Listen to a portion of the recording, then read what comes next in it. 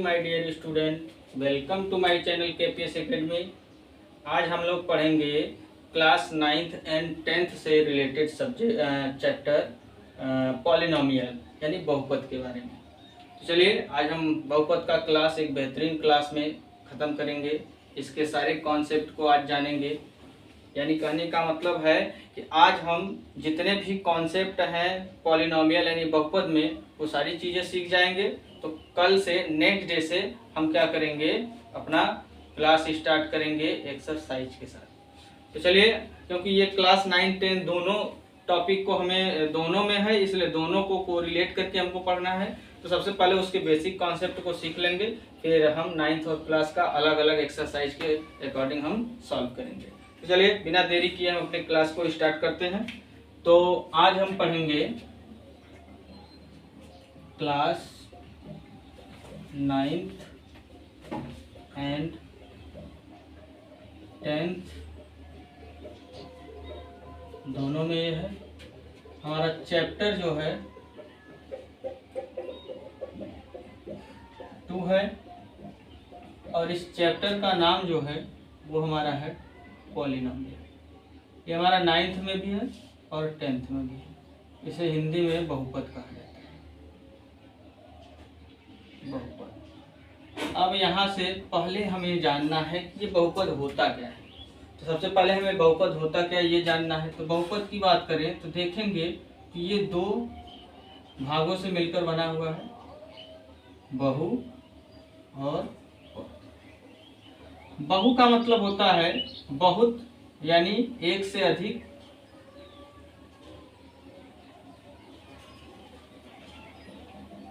जैसे singular number plural number होता है, या हिंदी का एक वचन बहुवचन होता है, तो उसके अकॉर्डिंग हम देखते हैं।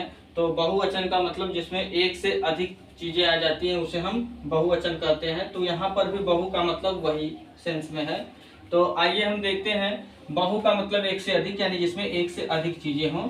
तो यहाँ पर हमारी क्या हो जाएगी, पद का मतलब टुकड़ा या भाग, टुकड़ा या भाग या पद ये भी कहा जाता है। तो ये होता है इसका मतलब।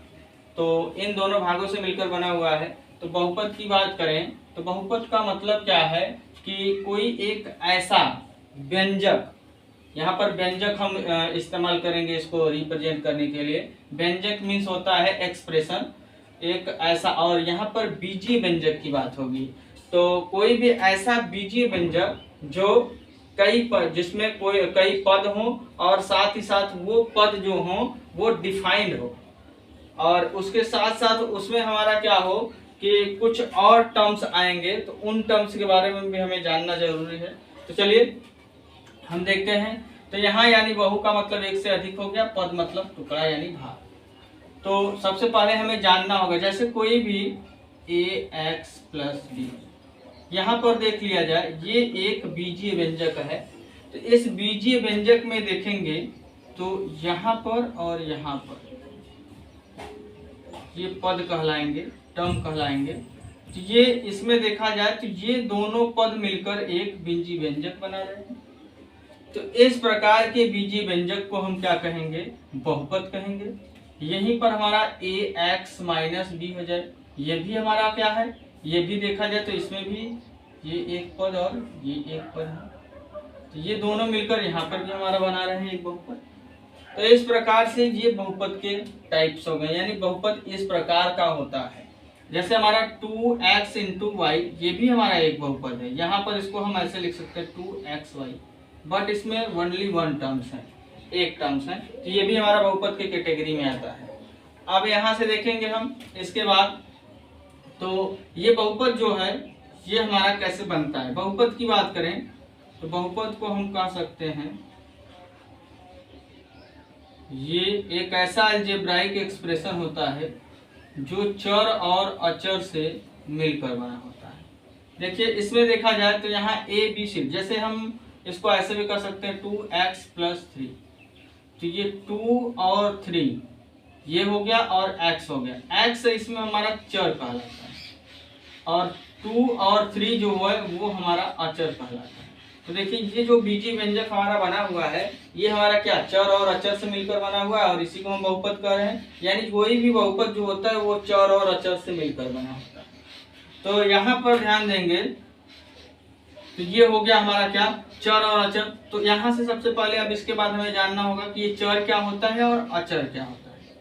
तो चर की बात यदि करें, चर को हम अंग्रेजी में वेरिएबल बोलते हैं। वेरिएबल, वेरिएबल मतलब वैरी करता हो, वैरी मतलब बदलता हो, जिसकी वैल्यू बदलती रहती हो लगातार। जैसे हम 3x + 5 ऐसे किसी बीजी व्यंजक को देखते हैं तो x की वैल्यू जो होती है वो अलग अलग बीजी व्यंजक या अलग अलग हमारे इक्वेशंस में बहुपद में अलग अलग वैल्यू को रिप्रेजेंट करता है।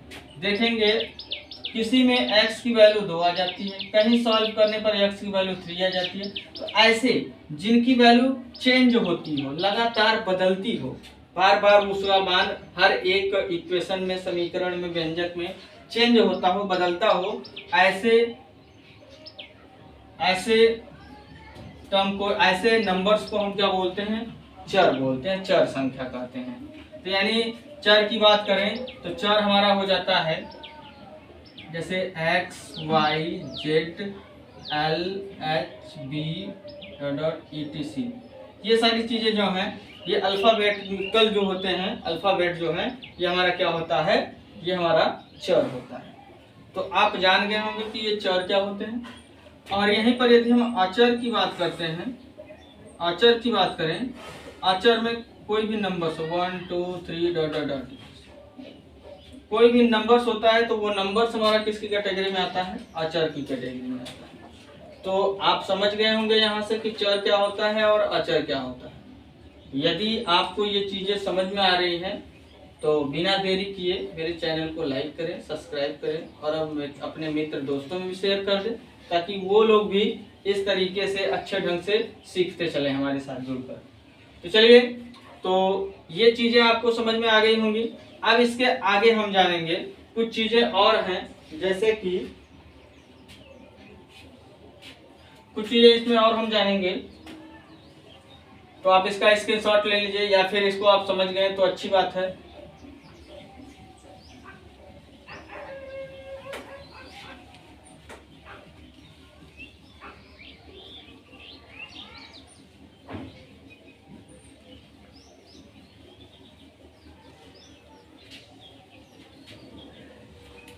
ये तो हो गया कि बहुपद हमारा किससे मिलकर बना होता है, क्या क्या इसमें होते हैं, चर और अचर के कॉम्बिनेशन से बनता है। चर क्या होता है, अचर क्या होता है, ये आपको हम बता दिए। तो ये तो बहुपद की बात हो गई। अब हम जानेंगे कि बहुपद, टाइप्स ऑफ पॉलिनोमियल। हम देखिए डायरेक्ट अपने पॉइंट्स पर आएंगे, इधर उधर की ज्यादा बातें नहीं करेंगे, हम डायरेक्ट अपने कॉन्सेप्ट को सीखते चलेंगे। जो चीजें हमारे मतलब चैप्टर से रिलेटेड है, पॉइंट अब उससे ज्यादा इंपॉर्टेंट, बस हम उसी पर बात करेंगे, ज्यादा इधर उधर की बातें हम लोग नहीं करेंगे। तो हम डायरेक्ट अब आ जाते हैं टाइप्स ऑफ पॉलिनोमियल पर, यानी कि बहुपद के प्रकार। जो चीजें एग्जाम में आती है उतना पहले हम जाने, फिर उसके बाद एक्स्ट्रा चीजें जो है वो हम सीखते रहेंगे। बहुपद के प्रकार, अभी यहाँ पर हमारा थीम होना चाहिए कि हम किस प्रकार से पढ़कर एग्जाम में ज्यादा से ज्यादा नंबर प्राप्त कर सकें। तो चलिए, अब हम बहुपद के प्रकार की बात करें तो बहुपद का प्रकार देखिए दो टाइप से बताया जा सकता है। एक हमारा पद के अनुसार,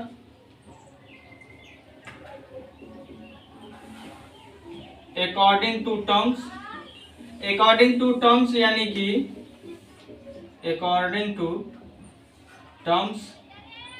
यदि पद के अनुसार देखें तो हम कहते हैं जैसे 3x, यहां देखा जाए तो ये इसमें केवल और केवल एक पद है। तो जिस भी बहुपद में केवल और केवल एक पद होगा उसे हम एक पदी बहुपद कहेंगे। अंग्रेजी में इसे मोनोमियल कहा जाता है।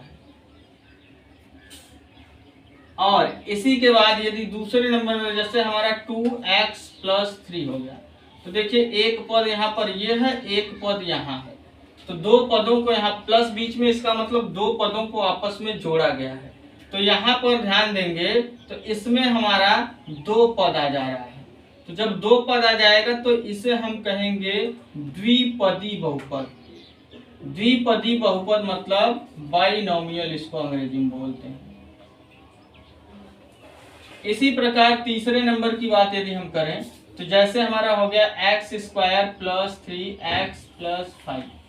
तो देखिए एक ये, तो इसमें 1 2 3, तो इसमें कुल 3 पद आ जा रहे हैं। इसमें कुल 3 पद आ जा रहे हैं। तो जब 3 पद आ जाएगा तो इसको हम कहेंगे कि ये त्रिपदी बहुपद है। इसको ट्राइनोमियल बोलेंगे। तो इस प्रकार से हम क्या कर सकते हैं, पद के अनुसार हम बता सकते हैं कि ये इस प्रकार का बहुपद है। 9 में आप देखेंगे तो ऐसा क्वेश्चन होगा, ऐसा एक बीजी व्यंजक आपको दिया होगा, उसमें बताना है कौन एक पदी बहुपद है, कौन 2 पदी बहुपद है और कौन 3 पदी बहुपद है। इस कॉन्सेप्ट को आप सीख जा रहे हैं तो आप उस क्वेश्चन को आसानी से लगा लेंगे। याद रहे कहीं पर भी जैसे ये है 3x - 5 आ जाए तो यहाँ पर 2 पदों को घटाया जा रहा है। यदि यहीं पर आ जाए 3x² - 5x + 4, 1 + 1 माइनस आ जाए या फिर दोनों माइनस आ जाए तो यहाँ पर भी देखा जाए तो यहाँ पर भी 3 पद है। यानी कहने का मतलब जो पद का बंटवारा होता है वो हम प्लस और माइनस के अकॉर्डिंग कर सकते हैं। यदि 1 प्लस है तो हम कहेंगे उसमें 2 पदों को जोड़ा गया है। यदि हमारा 2 प्लस या फिर 2 प्लस आ जाए या फिर 1 + 1 माइनस है, यानी प्लस माइनस 2 बार आया रहे तो हम उसमें कहेंगे कि 3 पद हैं। तो इस टाइप से प्लस और माइनस के अकॉर्डिंग हम क्या करेंगे, पद को बताएंगे। यहीं पर यदि चाहे जितनी बार मल्टीप्लाई के रूप में कोई नंबर्स आया हो, इसको मल्टीप्लाई करेंगे तो ये हमेशा एक टर्म में कन्वर्ट हो जाएगा। तो मल्टीप्लाई गुणा या भाग रहे, जैसे 3x/y, तो ऐसा रहेगा। तो ये तो पहले नंबर पर बहुपद ही नहीं है, ये बहुपद ही नहीं होगा। ये हमारा गुणा के रूप में कोई भी नंबर्स रहे तो ये हमेशा क्या होगा, एक पदी बहुपद के कैटेगरी में आएगा। आपको ये हमेशा याद रखना है। तो ये तो हो गया पद के अनुसार। अब हम दूसरे नंबर में जानेंगे घात के अनुसार।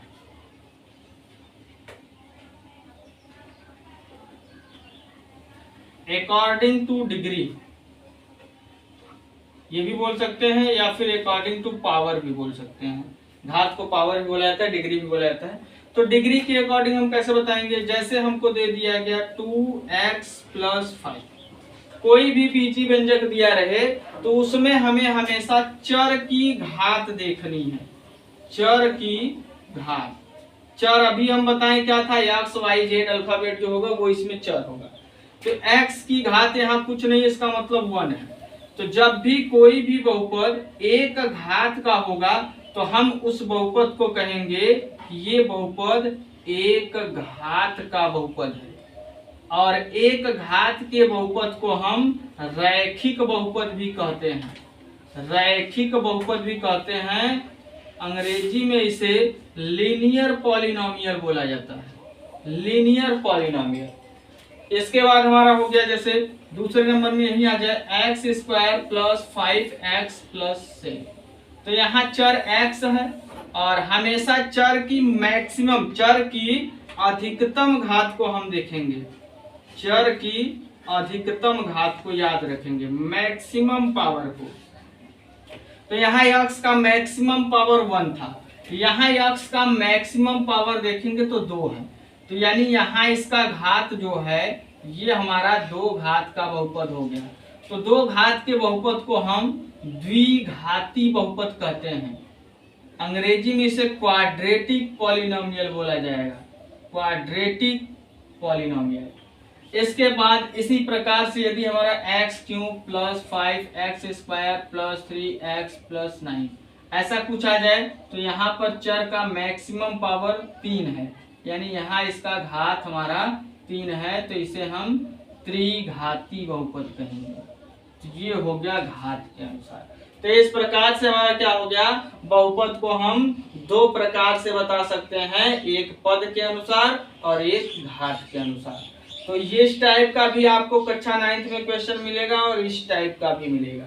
तो ये दोनों यदि आप सीख जाएंगे तो फर्स्ट एक्सरसाइज का क्वेश्चन आपके लिए आसान हो जाएगा। तो देख लीजिए, आप इस कॉन्सेप्ट को नोट कर लीजिए और साथ ही साथ इसका नोट्स भी बनाते चलिएगा, ताकि हमें फिर से न समझ में आए तो रिवाइज करके इसको हम समझ सके अपने नोटबुक से।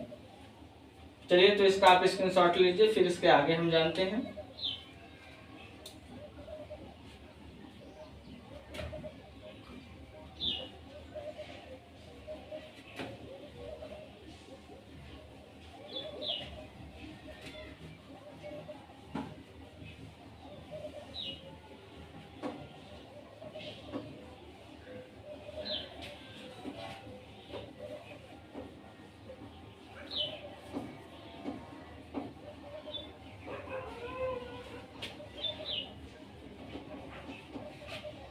हाँ, तो मेरे प्यारे विद्यार्थियों, अब हम जानेंगे जैसे बहुपद कुछ ऐसे, जैसे कि हमसे बोल दिया गया बताइए कि ये बहुपद है कि नहीं।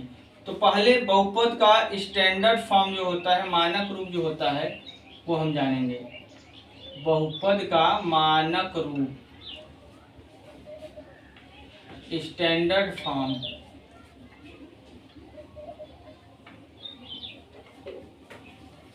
तो मानक रूप में जैसे यहाँ देखेंगे P0, कहीं कहीं ये 0 करके दिया रहता है, P1x, P2x square, P3x cube.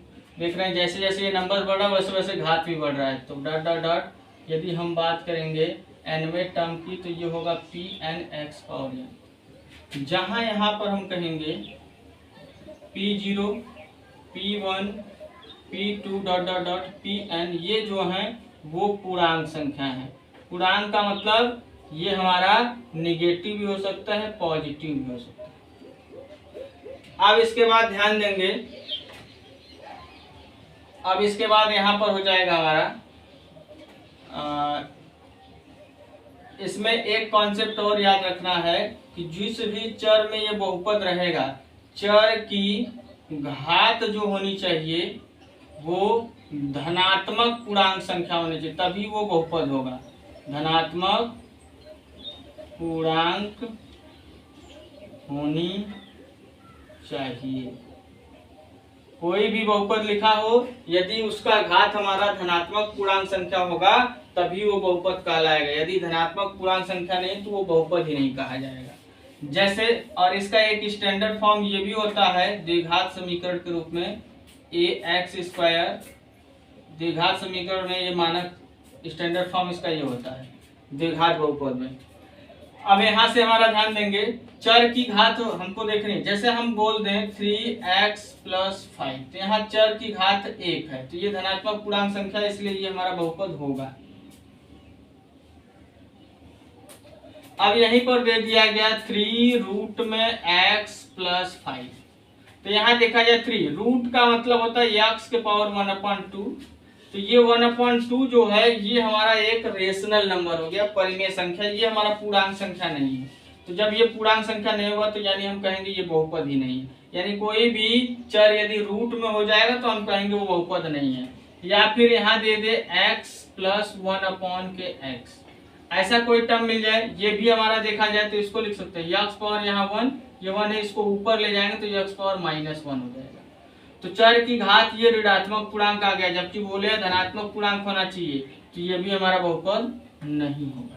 इसी प्रकार से यदि हमारा x² + 1/x² आ जाए, x³ + 1/x³ आ जाए, x पावर 4 - 1/x4 आ जाए, ऐसा कुछ भी आ जाए तो हम देख रहे हैं कि ये ऊपर जाएगा तो माइनस हो जाएगा, ये ऊपर जाएगा तो माइनस हो जाएगा, ये ऊपर जाएगा तो माइनस हो जाएगा। तो ऐसे हमारे जो हमारे बीजी व्यंजक होंगे वो बहुपद नहीं कहे जाएंगे, ये बहुपद नहीं कहे जाएंगे, ये बहुपद नहीं है। इस कॉन्सेप्ट को अब याद रखेंगे। बहुपद होने के लिए x² + 5x + 6, देखिए चर की घात धनात्मक पूर्णांक है, चर की घात धनात्मक पूर्णांक रहना अति आवश्यक, ये नहीं रहेगा तो बहुपद भी नहीं होगा। तो आप इसे नोट कर लीजिए। तो ये हमारे सारे कॉन्सेप्ट हैं, ये बहुपद के सारे कॉन्सेप्ट आज हो गए हमारे। ये सारी चीजें यदि आपको समझ में आ जाएंगी तो क्वेश्चन लगाने में आपको बहुत आसानी होगी। तो आप इसको नोट कर लीजिए। कुछ क्लास 10th का पहला एक्सरसाइज में ग्राफी विधि से हल करने वाला क्वेश्चन है, तो वो ग्राफ विधि से सॉल्व करने वाला क्वेश्चन का कॉन्सेप्ट भी हम आपको बता देते हैं। फिर उसके बाद हम नेक्स्ट डे से आपको एक्सरसाइज शुरू करेंगे। चलिए आगे हम जानते हैं।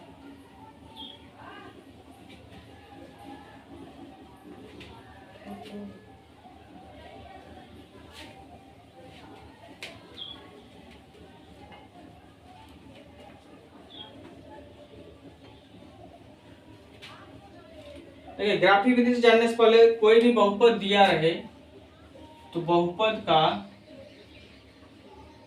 बहुपद के शून्यक यानी जीरोज ऑफ पॉलिनोमियल, ये पहले हम जानेंगे क्या होता है।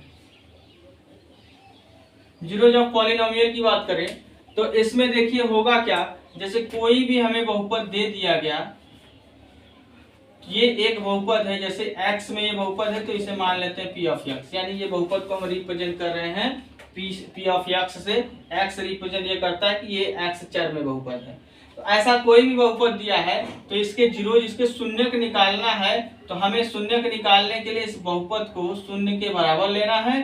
फिर उसके बाद हम क्या करेंगे, यहाँ से x की वैल्यू निकाल लेंगे, x की वैल्यू जो आएगी वही इसका शून्यक हो जाएगा। एक तो ये कॉन्सेप्ट हो गया। दूसरा कॉन्सेप्ट ये है कि कोई भी हमें बहुपद दिया है तो उस बहुपद में x की वैल्यू जो होगी, x की वैल्यू जो भी रखने पर इस बहुपद की वैल्यू शून्य आ जाए। जैसे x इक्वल टू हम -5/2 इसमें रखते हैं तो 2 इंटू जहाँ x है वहाँ -5/2 रख देंगे, तो ये 2 से 2 कैंसिल, -5 + 5, ये माइनस करेंगे 0, यानी x की जिस भी वैल्यू पर इस बहुपद का मान 0 आ जाएगा, हम कहेंगे कि वो मान उस बहुपद का क्या है, एक शून्यक है। तो आपको कॉन्सेप्ट समझ में आ गए होंगे शून्यक क्या होते हैं। शून्यक का मतलब कोई भी बहुपद दिया है तो वो जिस चर में दिया है उस चर का जो भी मान रखे, जिस भी मान पर उस पूरे बहुपद का मान शून्य आ जाएगा, हम कहेंगे कि वो मान जो है उस बहुपद का एक शून्यक है। तो ये कॉन्सेप्ट आपको याद रखना है। अब ग्राफ का मतलब, जैसे p of x equal to कोई भी आपको इस प्रकार से दे दे, यहां पर ऐसे दे y बराबर p ऑफ x, यानी इसका कहने का मतलब ये बहुपद को y बराबर माने हैं और वो बहुपद जो है x चर में लिखा गया है। जब भी x चर में बहुपद होगा तो उस कंडीशन में इस फॉर्म का यदि कोई बहुपद मिल जाएगा तो हम कहेंगे कि यहाँ पर जैसे कोई भी ग्राफ खींचते हैं तो इस फॉर्म का यदि वो बहुपद है तो हमें यहाँ पर देखना है कि वो जो ग्राफ खींचा गया वो x अक्ष, जिसमें ये x अक्ष होता है, ये y अक्ष होता है, ये x डैश होता है, ये y डैश होता है। तो इसमें हमें ध्यान देना है कि वो ग्राफ जो है वो x अक्ष को कितनी जगह काट रहा है, तो जितने बिंदुओं पर काटेगा उतने इसके शून्यक हो जाएंगे। तो यहाँ पर देखा जाए तो x अक्ष को ये 3 जगह काट रहा है तो इसका शून्यक 3 हो जाएंगे, यानी इसके शून्यकों की संख्या 3 हो जाएगी। इसी प्रकार यदि यही हमारा बहुपद x equal to p of y के फॉर्म में दिया हो तो उस कंडीशन में हमें जो भी ग्राफ देगा उस कंडीशन में यहाँ हमें देखना है कि वो ग्राफ y अक्ष को कितनी जगह काट रहा है। तो जब क्योंकि अब इस कंडीशन में वो बहुपद y चर में हो जाएगा, तो वो y अक्ष को ग्राफ जितनी जगह काटेगा तो एक जगह काट रहा है, तो इसका मतलब हम कहेंगे कि इस ग्राफ के इस बहुपद का शून्यक 1 हो जाएगा। तो आपको यही कॉन्सेप्ट ये क्लास 10th के चैप्टर नंबर 1 एक्सरसाइज यानी कि 2.1 में हमारा यही ऐसे ही ग्राफ दिया है, उसमें बताना है कि इसके शून्यक कितने। तो हम आपको कॉन्सेप्ट बता दिए हैं। एक्सरसाइज आप पहला लगाने का प्रयास कीजिएगा, नहीं आएगा तो हम इसको नेक्स्ट क्लास में स्टार्ट करेंगे शुरू से एक्सरसाइज को। तो चलिए आज के लिए हमारा वीडियो यहीं पर अंत होता है हमारे वीडियो का। तो हम आप लोगों से आज यहीं पर समाप्त करते हैं अपने क्लास को और आप लोगों से हम विदा लेना चाहते हैं। तो आज के लिए हमारा यदि क्लास, हमारा सेशन पॉलिनोमियल का कॉन्सेप्ट यदि आपको अच्छे से समझ में आया तो आप मेरे चैनल को लाइक करें, सब्सक्राइब करें और अपने मित्र दोस्तों में भी शेयर करें। चलिए, तो आज के लिए बस इतना। धन्यवाद। जय हिंद, जय भारत, वंदे मातरम।